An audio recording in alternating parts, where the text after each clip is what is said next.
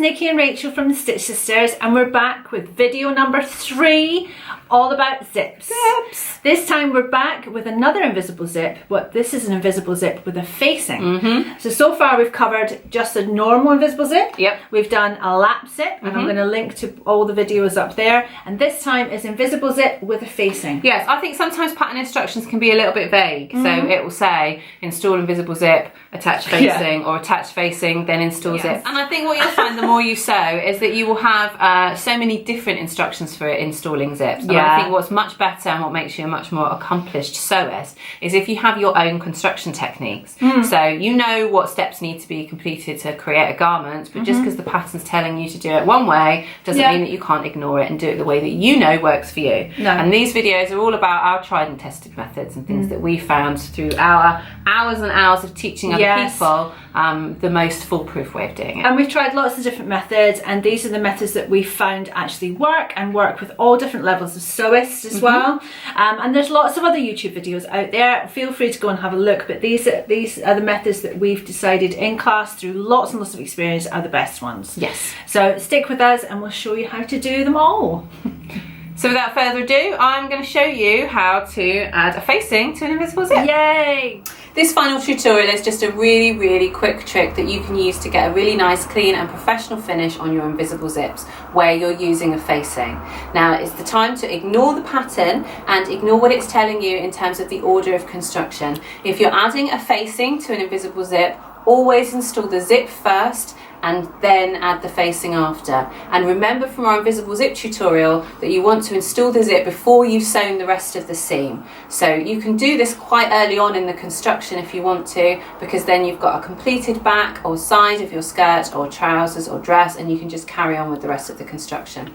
So I'm back to the sample that we used here on our invisible zip.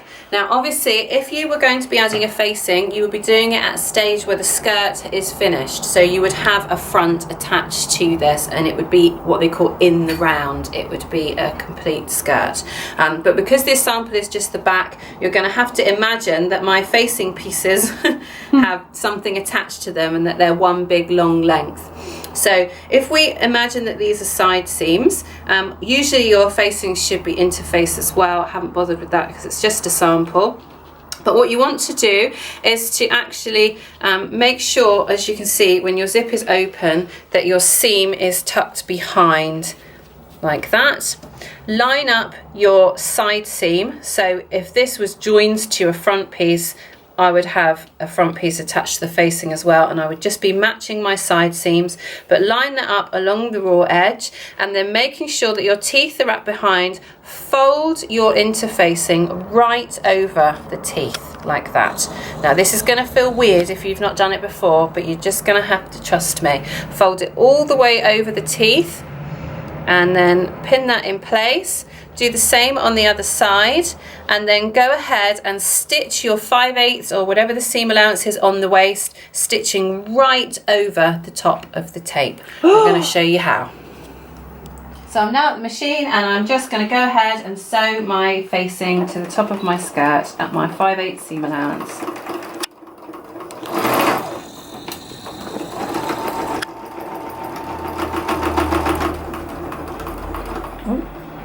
I'm way off there. And then when I get to the end, I'm going to take off my pin and I'm going to sew right over the end of the facing. If I've positioned my zip correctly, I shouldn't be hitting the zipper stop, and I've just done a little reverse over it just to make sure.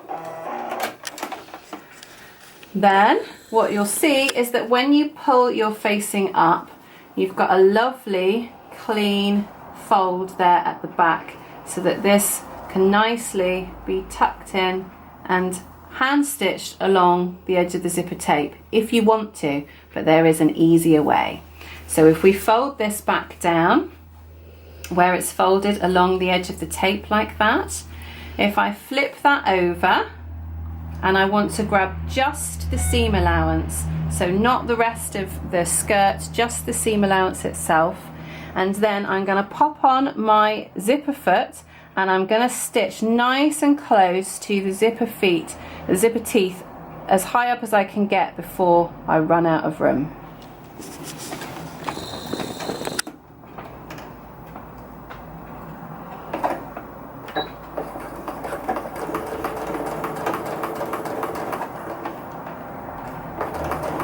When you run out of space, just do a little reverse and cut your threads. Now when we turn the facing out,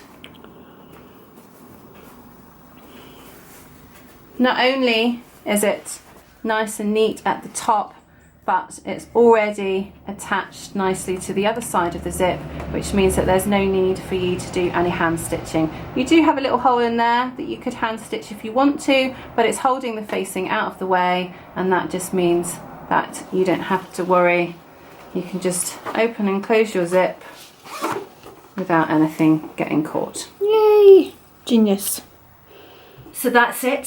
What more do you need? All the zip tutorials. All the zips. All in one place. You can literally, I think you can get by just with an invisible zip and a lap zip and never need any other kind of zip. Yeah. Unless you're making a coat or a hoodie or something that needs an open-ended zip. So Yeah. maybe we could do that one for you at some point. If you want that, let us know. Comment down below. We've got lots of other Skill Builder videos coming up for you. We're going to be covering hems and we're going to be covering pockets. And seam finishes. And seam finishes Yes. and all of that kind of stuff. So we've got lots planned. Yes. But if there is anything in particular you guys want, then please comment below and we will see what we can do. And we'll see you next time. Thanks guys. Bye.